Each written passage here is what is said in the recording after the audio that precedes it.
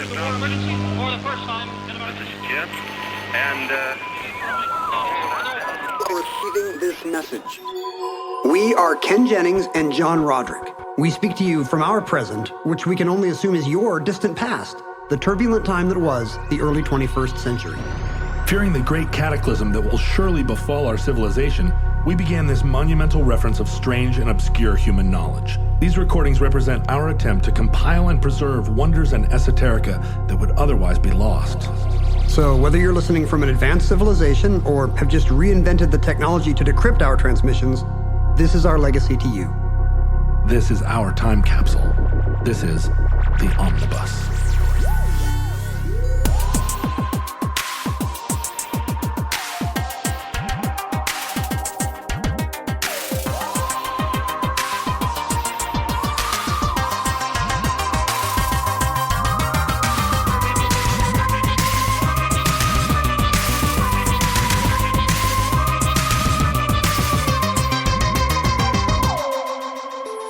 You have accessed entry 702.LA0417, certificate number 35916, The Last Soviet Citizen.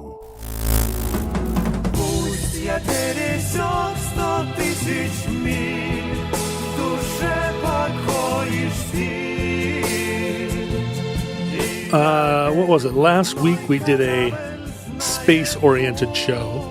Right, Moon Rocks. Moon Rocks, and that was sort of inspired by your love of the show For All Mankind. I mean, you and I are also pretty big Space nerds. space nerds. You have a Saturn V Lego rocket, as we've discussed before, that's 4 feet tall. Yeah, Christmas present. But I dutifully built it. I'm a good dad. I had a friend who, I asked her what her dream present was, and she said, "Oh, the Saturn V Lego rocket, but it's not available anymore." And I went online and found that they had just reissued it, and so bought her the Saturn V Lego rocket, as though I'd found it on the internet. You lucked into what, good boyfriend points or whatever. So I have actually built one now too, and I can attest to the fact that It took a while. It did, and there's a lot of stuff in there, like all the interior is also part of it, although you don't see it unless you take it apart. It's true. There's a little, the whole capsule on the top is there. Yeah. There's a little moonscape you can put the lunar lander on. The 55 Corvette that they took up with them is in there. I saw online some Lego fans have been building like the private space rockets, the Blue Origin and the SpaceX rockets. So far, Lego has not endorsed, but we'll see. Well, that's too bad. Because you can submit ideas now. You can be like, I built the Cosby Show house. Well, we're not putting that out. Have you been to Blue Origins? It seems like with your Bezos friendship that you might have gotten a field trip. I have not, and there is no Bezos friendship. You and Jeff are like two peas in a space pod. That's so funny that you think that. Let me text him and tell him you're saying that. Yeah. Lol. Why don't you text Tom Hanks and tell him to text Jeff? You guys can get a little three-way going on. I have seen Jeff in the audience at a TED Talk like thing. That's about it. Mr. Bezos, Mr. Luther, we call him. I have been to Blue Origins. Yes, you got a tour from a rocket scientist. Yeah. And I mean, this was a few years ago, a handful of years ago. So I'm sure they've progressed well beyond what they showed me. Well, they've put men in orbit since then. They had women. Not done that at the time. But yeah, they looked like the space capsules looked like little greenhouses, little pagodas. They had bigger windows than a 787. Well, the old Apollo astronauts were spam in a can, right. But you can't make a billionaire be spam in a can. Sir. He wants to be the man in a can. Caviar in a can. Yeah. A can of caviar. Does that come up in this episode? What was I watching that was all about a can of caviar? No, it wasn't something I was watching. Boy, this is great radio. Me trying to remember where I heard about a can of caviar. Let's play. Are these random thoughts from John's head going to be in this omnibus or not? Round one. Can of caviar. A can of caviar. Turns Go. out, no. We've discussed space travel a lot because, as you say, we're both nerds. And I don't remember what your answer to the question of would you go to Mars was. Yeah, I think so. But I've always thought like I would jump at space tourism were it ever, safe and affordable, which maybe won't happen in my lifetime. I mean, Mars, the problem is you're devoting years of your life. The rest of, probably. Well, they could get us back. Yeah. They got Mount Damon back. Maybe. But it took some doing. But yeah, if you were going, would you go to Mars as part of a colony? Like go to colonize Mars? Oh, I see. To live and die on Mars. To go and I thought I was visiting. Well, okay. Somebody's got to go there and set up a thing for you to visit. I just want to go see if there's, if that big Bugs Bunny guy has a giant cannon pointed at Earth. I'm going to destroy the Earth with Hello, Ken. positron accelerator. But if that guy's not there and there's no cannon, probably not. I feel like there's not a lot to do. I think that there will be affordable enough space tourism, and you have the kind of beloved celebrity that somebody might gift you a spot, right? Like, let's put Ken Jennings on this Put thing. me in your rocket. Yeah. I want to go. Let's light this candle. I just want to go into orbit and get a brief poetic insight into all of our. I get that a little bit just on a plane. Where you're like, oh, we're all one people. Man, the people of Oregon and the people of Washington. When you get up above, you eat some peanuts, your thoughts just become so much more elevated. Would you be sad?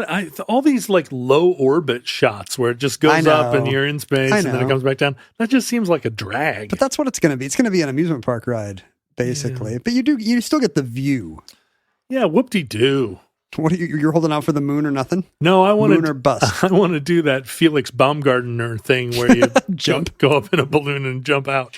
One-way trip. Would you do space? Would you do space colonization? Let's say you get called. No. The president calls you and says, "John, we need you on Mars." I was with a group of not surprisingly dudes on a trip to Africa several years ago, and we were sitting in the airport. This is a little bit of a humble brag. Sitting in the airport in, where were we? Djibouti. And the question went around, would you be a Mars colonist? And the other three guys of the four of us said instantly, like, yes, absolutely. What? Yes. Don't they have like families and careers and mortgage payments? They do. And I was like, well, what about your family? And they were like, this is a historic moment. Would I go? Yes. And it came to me and I said, no.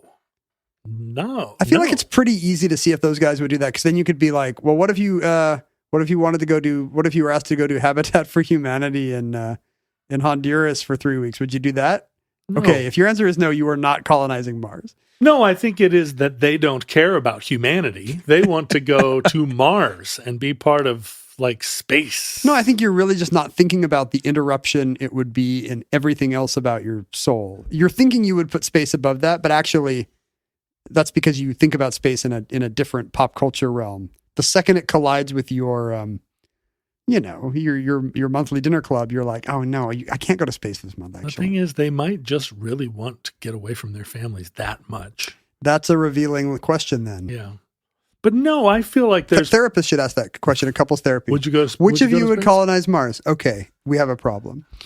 I think there's too much to do around here, and I'm not dissatisfied, and also I don't want to live in a place where one tiny HVAC problem might result in all of our blood boiling. And also I'm claustrophobic. I just don't see any kind of like enticement. It's not even like, will you go to the new world, the land of promise, the 7 cities of gold? It really is like, this place is way worse than Antarctica to the degree that we don't know if this is possible. Yeah. No, want to live you. in a state of complete austerity, eating food out of a tube for 4 years, in the hopes that you can biodome to the necessary leafy green vegetables? No. I'm going to say no. No. But a lot of people want to go. A lot of futurelings are listening right now from the planet Mars going, you have no idea what you're missing. We have constant raves here. in our underground party palaces. Did you see Matrix 2? Because that's us. We've turned it into a tropical garden. Our atmosphere is so thick that it's 85 degrees here every day. In the 21st century, a lot of dummies thought they wouldn't want to go to Mars, and they can suck it. They deserve what they get. No Mars. Ken and John, a couple of chicken bok, 2 scaredy pants to actually take the cool journey. What about my 401k? Yeah, and now their descendants are living on a burned out rock full of replicants. Mars is where it's at. Except part of it is just my built-in skepticism that Mars is not where it's at. I don't think it's where it's at either. I think we should build giant circular space stations, as I've described before. It's important that they be circular. Well, so you can jog, so that you have the feeling of gravity. Your fantasies always have such specific shapes. The lighthouse better have a certain number of sides. 7. The space station better not. Better be round. I'm so disappointed in the way our space stations look with their solar wings and their little circular trash can pods. They're kind of like McMansions. You can tell they just all got built out a little bit at a time, and now they're too big and the roofline doesn't make sense. Yeah, they're dormers over the garage. They don't need to be there. I mean, they built it because it had to fit either on top of a rocket or inside of a space shuttle. I understand. That's what they all look like. I understand. But once you get up there, you could tinker toy it, right? Couldn't you? Just send beams up there and plastic wrap. Or at least like some of those inflatable holiday animals. Yeah. Like, why don't they have like a Snoopy doghouse with a Christmas tree out front? Yeah. How cool would that be? Like a Macy's Day Parade.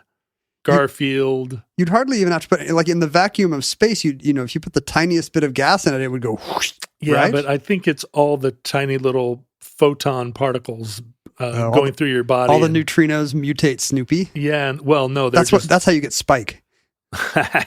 Snoopy's badass brother. Snoopy's weird mustachioed brother. No, I think it's that the neutrinos go through and make Swiss cheese out of your liver really fast. Although I don't know how being on a space station changes that, frankly. There's all these parts about space that are probably going to kill you, and we just think it's fine because nobody's ever been in space more than, a few months. I guess we're going to find out. Go ahead and guess how long somebody's been in space. It's probably that Mark Kelly guy or that Canadian guy with the guitar playing brother. Nope. Is it a Russian? Yes, it's all Russians. It's Russians all the way down. It's like the top 20 are all Russision? Well, the top 5, I think. Yeah, I mean, Mark Kelly's probably in there somewhere, but... Is it less than a year? Let's see. What is the record? Well, okay, so the record... I guess continuous or total, right? Yeah, exactly. The record for continuous, the record for the longest is over a year, 437 days. Is that continuous or is that like total? That is continuous. The total record, the Russian cosmonaut Gennady Padalka, spent 879 days total in space over the course of 4 missions. Did he ever turn into a star child and hover in orbit? I don't think it did not make the newspapers if he did. What if he did and it just like never made the U.S. papers? Just sweep it under the rug. So whenever that happens, it's after day 838. Yeah, you're when you turn into a star child. This was fairly common in 1972 when we were just ending our long period of trying to put people on the moon to collect rocks to bring back and give to Honduras. Mm-hmm. Which turned out didn't even want them. Right. The Solviets were, they realized that they weren't going to beat us to the moon. They weren't even going to get to the moon. It's very hard to do, turns out. Except in the For All Mankind universe. But they did decide to pioneer space stations. And in 72, they launched their Salyut, which is Russian for salute. And it's saluting the work of Yuri Gagarin as the first man in space. So canonically, the name is a salute to Yuri Gagarin. Yeah. Salute. Oh, wow. Salute to Yuri. We should have a space station called Good Job, John Glenn. Good job. Or Love Ya, Buzz. Well, yeah, International Space Station is so boring. Why isn't it called like Jammin' Town or... It turns out there's no single noun ethos that all the nations could agree on. Yeah. Like even freedom seems a little... China's not into it. Yeah, they could have called it Liberté. What's something we all agree on? Cheese. We all agree on cheese. Bitcoin. No, they don't eat a lot of dairy in Asia. Oh, I see what you're saying. A lot of them are lactose intolerant. We shouldn't be eating cheese even. What do we all agree on? Water. It should have been called, well, there's no water there, though. Anyway, so Solviet went up in 72, and it was, initially a trash can that could hold, that was designed to hold 3 cosmonauts. They realized pretty early on that they put Solviet up there, and then there was a broken part, and they couldn't get the door open. So they sent the space station up, and then the first crew they couldn't get in, or they couldn't get out. They couldn't get in. The first crew came up in their Soyuz spaceship, and they were like, they knocking, couldn't get the door open. They're trying to they keep pressing in the number, but then the enter key doesn't work. Yeah. Was it the door? So then they sent another crew up, which like a locksmith? Yeah, fix the door. And they were up there for 3 weeks, but then on the way down, their capsule there was a leak, and all the air rushed out. And cosmonauts at the time were not wearing spacesuits. Oh. And so they all died. Wait, really? Yeah. Oh, the whole mission. Yeah, pretty much of a drag, considering that they had successfully spent all this time in space, which was pretty cool. It's funny how little I know about Russian space casualties. Yeah, we don't talk about it as much. Well, and a lot of the Soviet ones they didn't talk about either. Exactly. There's probably some secret ones. And so then they had to redesign the capsule in order to prevent it from springing a leak and killing all the cosmonauts. So after that, they could only put 2 cosmonauts in it in order to make room for their spacesuits. Plus, it eliminates the downside. If you've only got 2 people in there, depressurization is a third less serious. Right. That's right. Except what it does is it increases loneliness. To only have 2. 3 to 2 is a big difference. It is, because you'd think 2 to 1 would be the deal killer. 3 to 2, huh? One of the things about space stations as time went on was recognizing that you kind of needed to leave somebody up there. If you left a space station alone and something minor went wrong, the space station could go haywire. And that actually happened. Just because you lose the continuity, or just because while nobody's there, something goes wrong? Yeah, while something's there, all of a sudden it loses electrical power because some breaker flipped, and then the stabilizing jets that keep it on an even keel stop working, and then all of a sudden your space station is tumbling through space and you can't communicate with it, and then docking with it to fix it becomes a challenge. That all happened with Salyut 7 in the mid-'80s. Huh. And it kind of taught a lesson to everybody going to space, we need to keep at least one person there when the spaceship goes back. And I mean, talk about being the lonely boy. Drawing the short straw. Yeah, well, and generally... I guess I will stay, comrades. After they figured out to put geologists on the moon, they also figured out that you needed an engineer among your cosmonauts. If you're going to send 3 people up there, only one of them can be a poet, and one of them's got to be a Navy Top Gun, and then the third one is an engineer. And that's how you keep your machine functioning. And really, he should be the introvert because he's going to be all alone. Right. But I guess you already said engineer, so there you go. You've got that covered. So throughout the 70s and 80s, the Soviets were throwing up various Salyuts, and did each one salute a different person? No, I think was it a salute to country music? And this year's Grammy Awards, a salute to Motown. Up With People presents. And they were also improving their Soyuz capsules so that they could put a third person in there, and they figured out a way to keep people from dying. and they stayed up longer and longer and longer. The Soyuz could remain in orbit, and teams could come and go. They would often have people show up for a visit and stay. You know, there'd be a space mission, and they'd come up for 5 days and then leave, or they would trade people out, trade cosmonauts out. And, you know, they had great food, first-run movies. No, they didn't actually have either one of those. I'm guessing the food was terrible. Now, during this same period... And that's a lot of time to just be so close to somebody.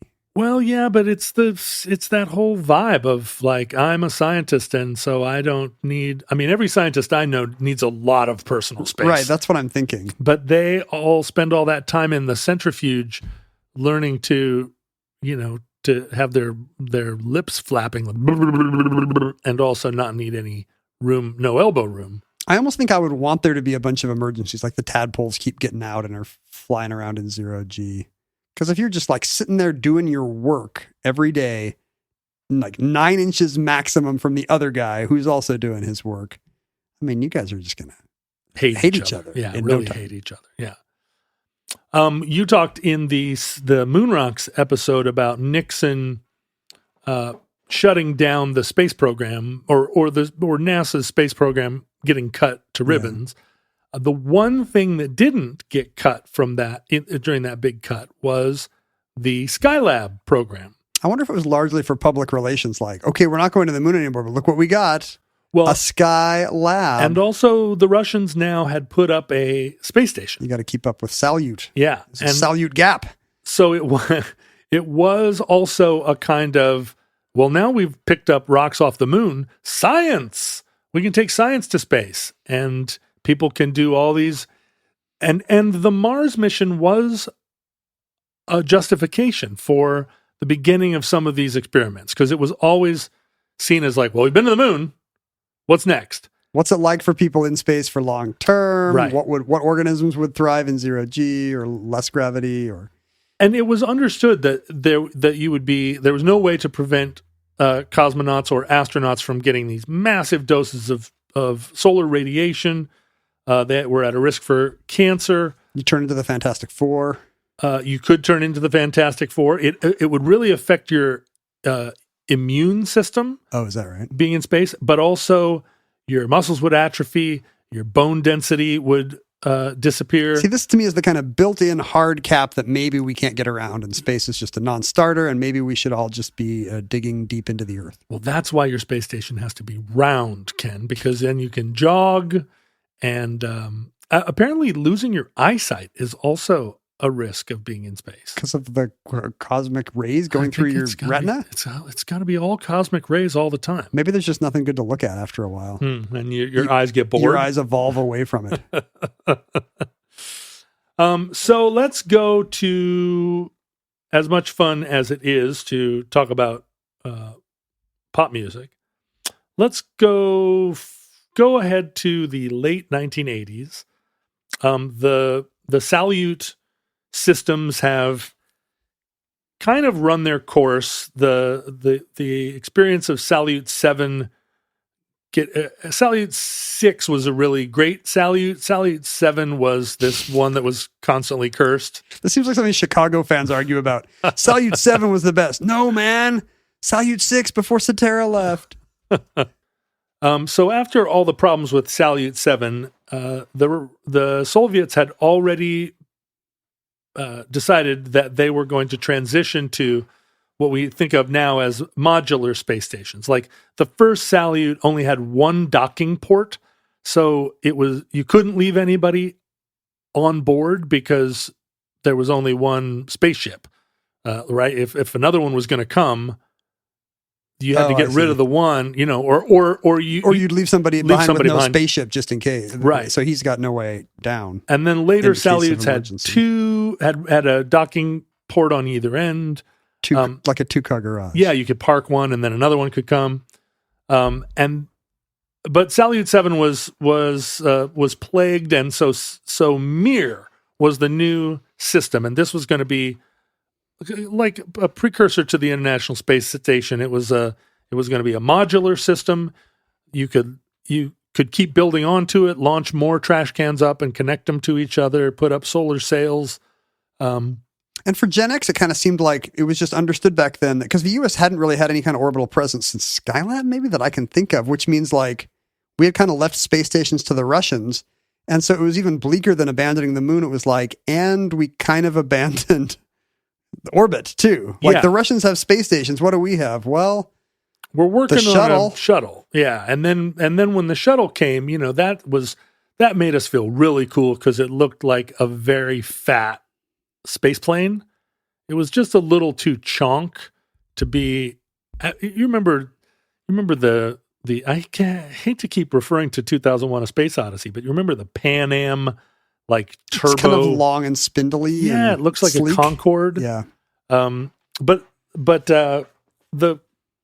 the argument for the space shuttle being a big chonker was that it had that payload bay. And it was going to be able to take up all these trash can parts, to take satellites up with it. And this was an era where, even though the Cold War was heating up, there was a lot of collaboration between the Russian and American space programs, or rather Soviet and American space programs, because, as you say, they were the only game in town in terms of actually building a thing. But we were kind of, we would stop by and visit. I feel like I didn't even know that space stations were real. Like, I thought they were just in movies. And then the fact that the Russians had one, come on. I know. And what were they doing up there? They were doing Rubik's Cubes. They were playing Tetris. Chess. Yeah, lots of chess. So Mir, Mir was designed to hold up to 12 astronauts. Huh. But again, like, some of them just stopping by for dinner.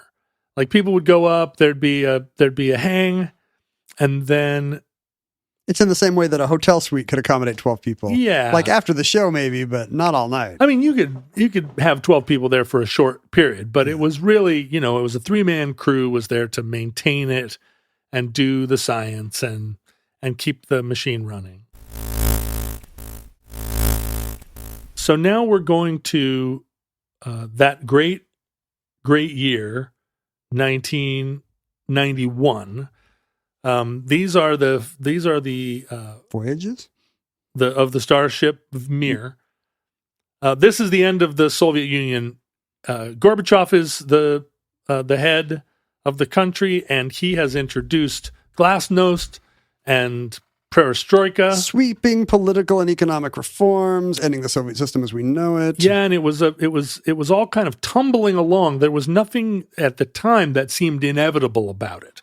He was granting a little bit more autonomy to the Baltic states, a little bit more autonomy to Kazakhstan, but the idea being that, we're just going to transition to a federation of states and not go all the way to not being this wonderful CCCP that's done so much for the world. I remember now that spanned an Olympics. There was actually an Olympics where the CIS is competing, which is pretty much the equivalent of Liz Truss being the prime minister at the Queen's funeral. Pretty brief. The Commonwealth of Independent States is what CIS was. Right.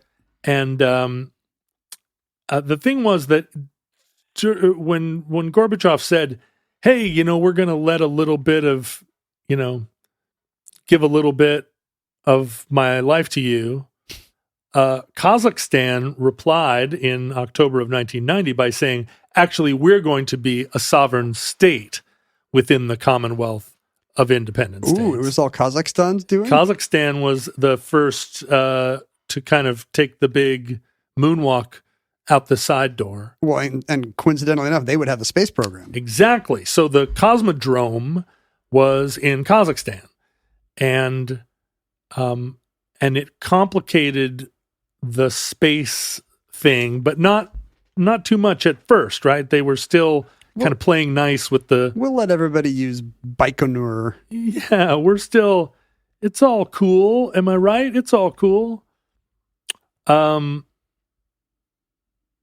But then there was a coup attempt a year later in August of 1991 that Gorbachev survived.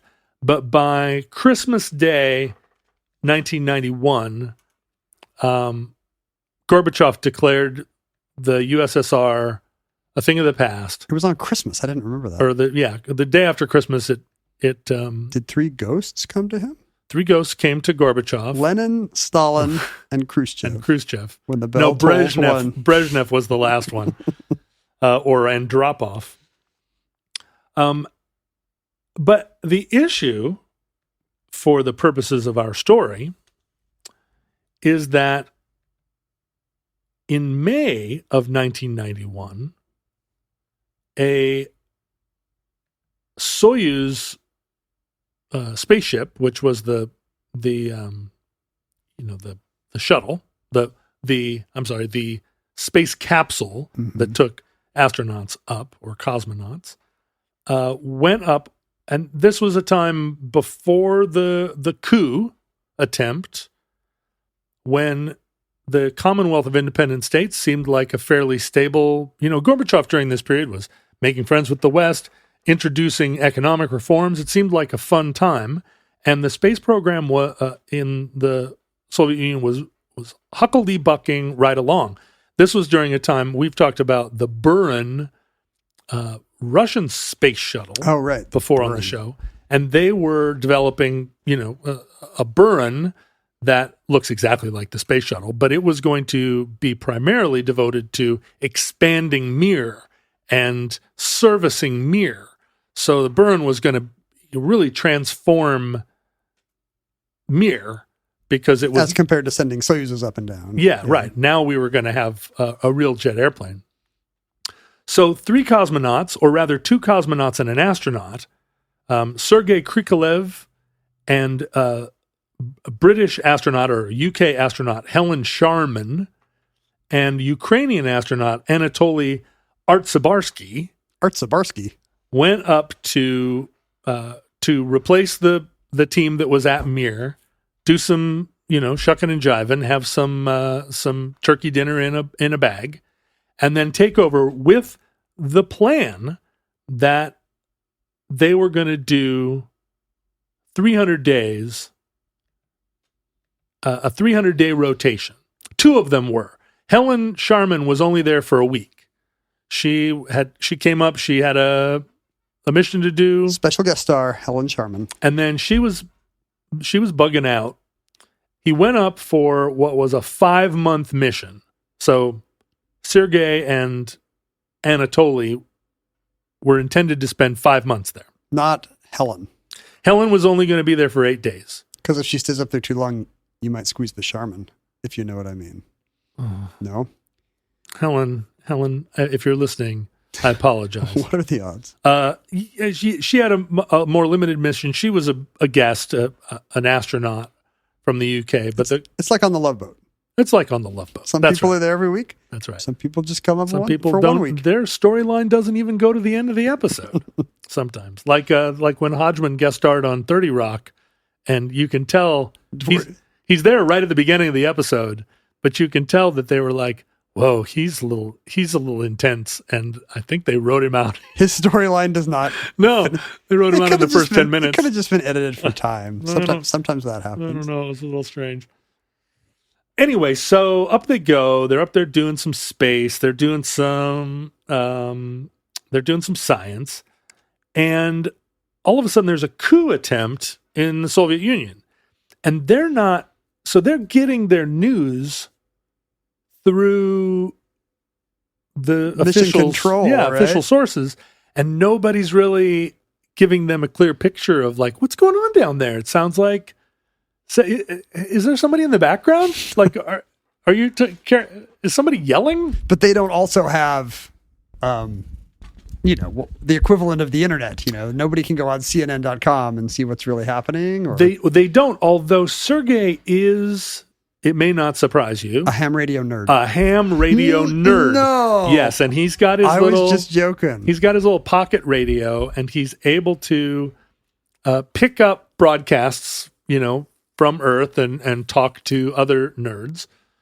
Boy, and, what a feather in your cap that would be. I'm sure every collector is trying to talk to the guy on Mir. I know, right? And be like, guess what? Guess what's in the news today? I can add that. Well, I mean, everybody just wants to put a new station on their list. That's what I've learned about the ham world. But is that so? He finds out about the coup from like just some ham radio guy? Yeah. Well, yeah. It's not. They're not getting much information from Mission Control.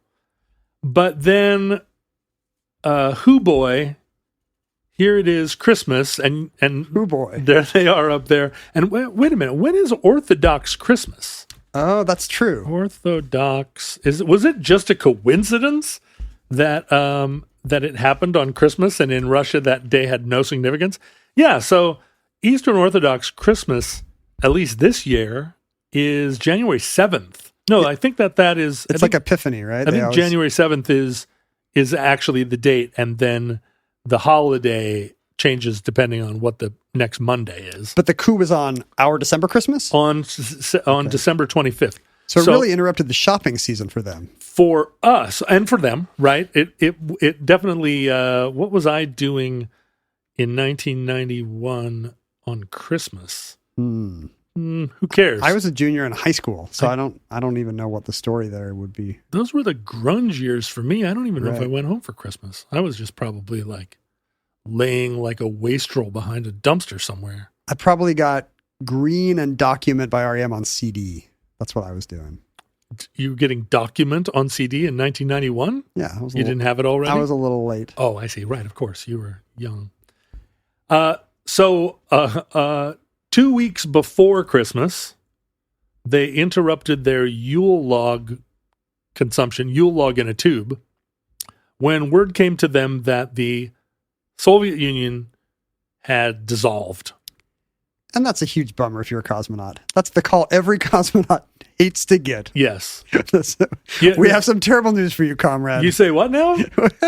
It's just a prank. Put Gregor on. Yeah. Go back. Go back to the part where you were... So immediately Kazakhstan said, because the ruble was in big trouble. Right. The economies of a lot of these post-Soviet countries were all spinning around. Sergei is kind of trying to figure out what's happening down there. The nation of Kazakhstan realizes that they have a money-making opportunity here, and they immediately start charging big dollars for use of their cosmodrome. We've got a space program. You don't. Neener. And, Ukraine, of course, had the second greatest number of nuclear bombs in the world at the time, and I think they regret having given that up. Kazakhstan kept their cosmodrome. But all of a sudden, Russia was out of money. I'm sorry. All of a sudden, the Soviet Union was now Russia, and they were out of money, and they sort of pulled a Nixon and canceled the Buran space shuttle, and basically put on the back burner all of their big space projects. The space program's basically on hold. Yeah. Unfortunately, they've got two guys in orbit. There are two guys up there. And so the new sort of Russian Department of Human Spaceflight says, okay, you guys just keep on keeping on, and we'll get back to you real soon. Astronauts are always hearing that in movies. We're working on a checklist for that. Yeah, exactly. We don't have a functioning government or economy, but we're working up a checklist for you. We'll have that procedure up to you soon. Just hold tight. Over. So in the subsequent months, Russia is trying to earn some money, and they start to advertise seats on the Soyuz to Mir as a kind of like, hey, do you want to send an astronaut to Mir? Other nations? Like to other nation space programs. Yeah, not not saying like, hey, they're not asking Richard Branson. Yeah, hey, rich American. They're saying like, hey, we'll let you, nation of Austria, send an astronaut to Mir. And so Austria pays $7 million to send an Austrian astronaut up with a Soyuz flight. Japan, just as a national mark of prestige, because Austria probably never had a to do Austrian science, which is, I guess, to take a pretzel and a schnitzel up there and see if you can get them to mate and make a schnitzel. See what a schnitzel tastes like in zero gravity. Japan pays $12 million to send a TV reporter up, which is the most Japanese thing in the world. Like, set a guy up there like to do stunt TV with his waifu pillow. That is funny. And he comes up with a whole game show concept I'm sure he does. Zero G. Right, where everybody is naked and crawls around. But what that did was it meant that although people were coming to Mir, none of them were space engineers that could actually maintain the spaceship. And so Japanese TV hosts and Austrian pretzel scientists were coming to visit. And after the original sort of 150-day, 5-month mission time elapsed, his Ukrainian counterpart, Anatoly Artsebarsky, had fulfilled his 5-month obligation and gave a hearty handshake to Sergei Krikalev and got on a Soyuz home. There was already a Soyuz parked there. Yeah. Nobody had to send anything up for him. It was coming. It had come with some space supplies and tourists and whatnot. And then they were going home and Anatoly went with them. I see. And was that a scheduled rotation? Well, it was. I guess they both overstayed their mission parameters. If it was not necessary for the Russian space program to be selling these seats in order to earn money to actually make these flights, they would have the plan was for them to send another replacement engineer up to rotate Sergei back to the world. But they didn't have space, and he was the only one that had the engineering skills to repair the broken switches, keep the lights on. He had to stay. Yeah. If a hose came unscrewed, he was the only one that knew how to screw it back together. If you leave it, could the Americans have just claimed it? If he heads home, could we have just flown up and planted a flag? I wonder. Well, we did have a space shuttle then, and we were able to connect to Mir. I'm not sure I'm not sure why the Americans didn't intervene at this point, because later on, when we put up the International Space Station, the Russians really closely collaborated with us, and there were cosmonauts there all the time, and all that, a lot of this, the ISS got put into space after the space shuttles were grounded. So a lot of that stuff went up on Russian rockets. What's interesting is that there was an escape pod there connected to Mir, the Raduga reentry capsule that Sergei could have gotten into and flown home. Emergencies only. But he didn't want to. He's a hero of the Soviet Union, both figuratively and literally. He didn't want to leave the space station unattended, partly because of what happened with Salyut 7.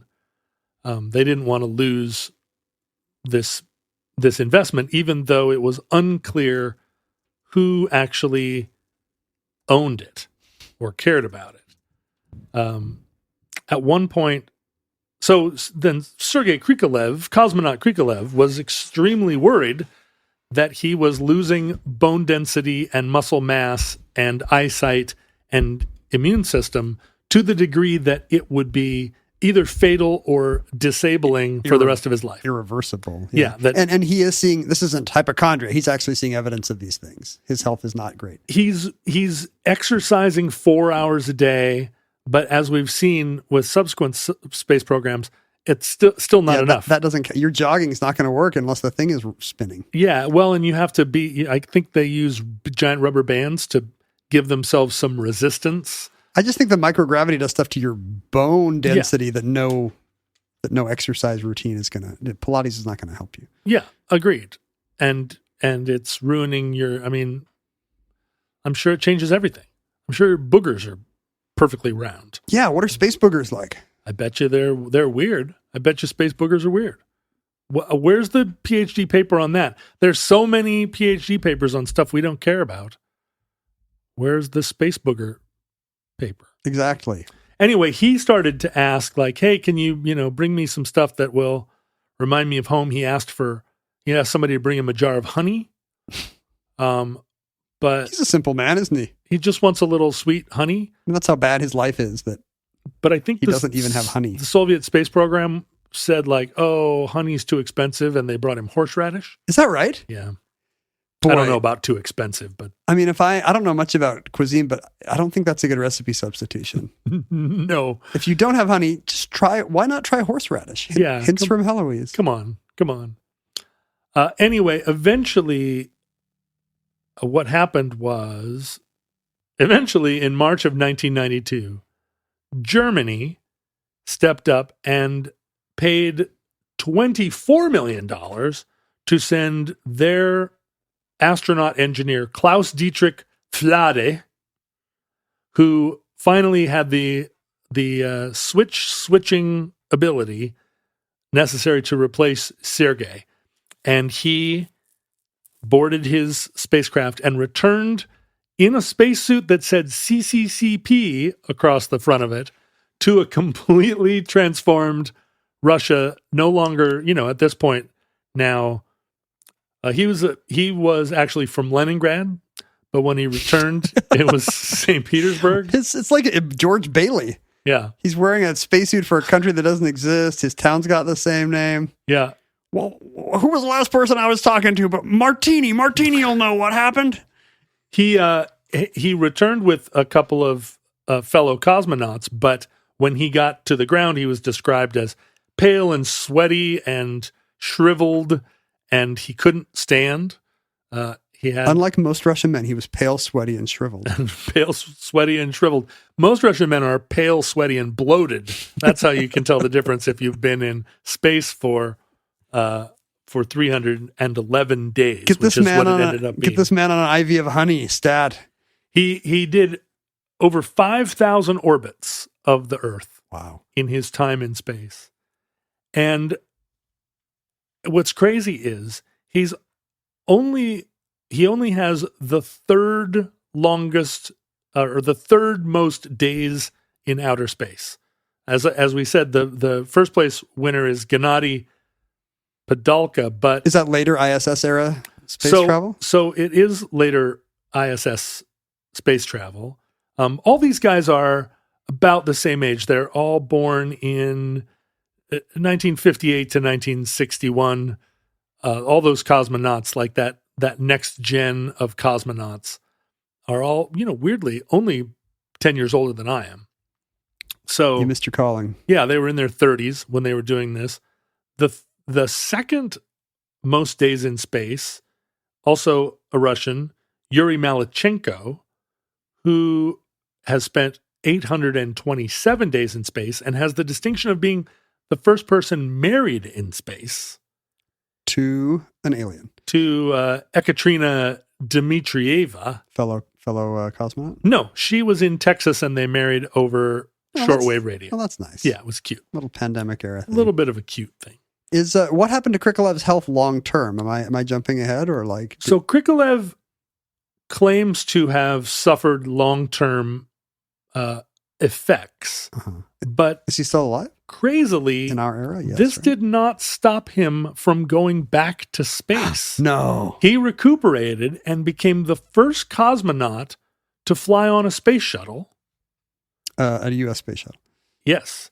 And the first to go to the International Space Station. He was on the first expedition to the space station. in November of 2000. Do you think this was like a symbolic thing, like John Glenn going back up, or was he just a leading cosmonaut? He just loved being a cosmonaut. He was not that much older. And so he comes in third with, although he spent 311 days on, trapped on Mir, he ended up spending 803 days in space, 6 separate space missions over the course of his career. And he is still alive, and he is currently the director of human spaceflight for Russia. Oh, interesting. So he hasn't been deployed to Ukraine. That's good. It doesn't seem like it. Although maybe all of his missiles are being retrofitted to try and take out power plants. But he was the last Soviet citizen. I mean, legally, does your citizenship only change when you set foot back on Earth? Yeah. You don't think his Russian citizenship immediately took over? It didn't apply in orbit? Well, think about Tom Hanks being stuck in that airport for all that time. Where was his citizenship? Is it like an embassy up there? He's not actually in Russia? I think he's in a space bubble, and he was a Soviet that whole time. Okay. He's in his suit literally says CCCP. Would it say that if he were not a Soviet? So he comes up, I'm holding up the paddle here. He comes up with the compatible with Marxism spacesuit. I think nowadays they should have a little slider on the spacesuit so you can go back and forth between Russia and CCCP. Well, no, he went up compatible with Marxism. That's what I'm saying. And he came down. Not compatible with Marxism. The spacesuit's got to have both options. And that concludes the last Soviet citizen, or Solviet, entry 702.LA0417, certificate number 35916 in the Omnibus. As we always remind you, you can find us at Omnibus Project on social media, individually at Ken Jennings and at John Roderick. You can email us at theomnibusproject@gmail.com or send objects. We're still waiting for those moon rocks at P.O. Box 55744, Shoreline, Washington 98155. Find fault with this and other episodes at the Futurelings meeting spaces on Facebook and Reddit and elsewhere. But the most important thing you can do after you've complained and kvetched about the show, you need to do penance before the Russian Orthodox Christmas. Before January 7th, I need you to go to patreon.com/omnibusproject and pledge your support in the upcoming year. We appreciate those who keep the show going, and I don't think any of them regret the amazing avalanche of new content and advanced perks available to them. No, we will never leave a futureling hanging in space for 300 days. No. That's our vow to you, and not every podcast can make that offer. That's right. Do you know how many people 99% invisible left in space? Like an uncountable number. Hard to know how many. Like it's hard to know how many. I mean, I guess Serial got that guy out of jail, but like they might leave him in space now. We don't know. Whoa, that would be really gnarly for them to get him out of jail and then put him immediately in space. Yeah, does NPR have any kind of low orbit technology? Probably not. Almost certainly they do. You know what? I'll just text my friend David Sedaris. See what he knows. Do you text David Sedaris? Oh yeah, all the time. We're back and forth.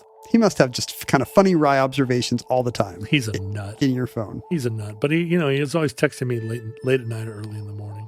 Come on. You up? Futurelings, from our vantage point in your distant past, we have no idea how long our civilization survived. We hope and pray that the catastrophe we fear may never come. But if the worst comes soon, this recording, like all our recordings, may have been our final word. And thank goodness we had the foresight to send them on platinum discs to Mars. It was smart. A lot of people said the expense wasn't going to pencil out, but I'm glad we did it. That's why we need you to support us at patreon.com/omnibusproject. How else? I mean, platinum discs alone, very expensive. Many people are saying this. If Providence allows, we wish you many goods and cheese and honey and horseradish and hope to be back with you soon for another entry in the